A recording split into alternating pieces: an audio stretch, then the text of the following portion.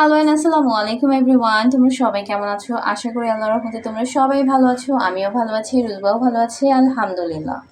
প্রায় ১ মাস পরে চলে এসেছি একটা ব্লগ ভিডিও নিয়ে। বাট তোমরা অবশ্যই জানতে চাচ্ছ আমি ১ মাস আসলে কোথায় ছিলাম। আমি অনেক অসুস্থ ছিলাম, আর রুজবাও অনেকটা অসুস্থ ছিল। ইভেন কালকেও আমি ওকে হসপিটাল থেকে নিয়ে এসেছি। অনেক অসুস্থ।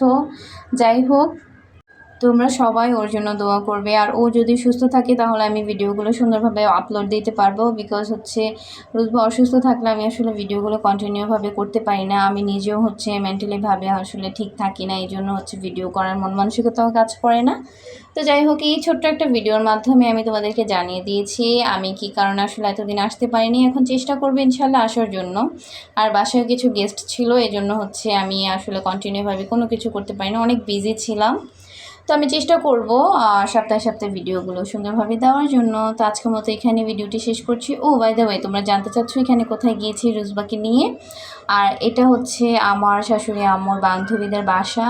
তো ওনাদের বাসায় একটু ঘুরতে গিয়েছিলাম রুজবাকে নিয়ে। অনেক অনেক হ্যাপি হয়ে গিয়েছে, দেখতেই পাচ্ছ। এটা আরও প্রায় ১ মাস আগের ভিডিও। তোমরা কষ্ট করে এই ১ মাস আগের ভিডিওটা দেখার জন্য তোমাদেরকে অনেক অনেক থ্যাংক ইউ। তো যাই হোক, এখানে একটু নাস্তা পানি করেছিলাম, এরপর একটা আপুদের বাসায় গিয়েছিলাম। ওইখানেও একটা সার্ডেন একটু কাজ ছিল, এই জন্য গিয়েছিলাম। তো এখানে রুজবাকে নিয়ে একটু দাঁড়ানোর চেষ্টা করছিল, আবার বসার চেষ্টা করছে। বসতে আর কি ভয় পায়।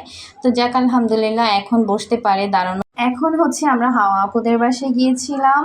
আর ওনারা নাস্তা পানি দিয়েছে আমাদেরকে, আর রুজবা খেলা করছিল তাদেরই একটা বেবির সাথে।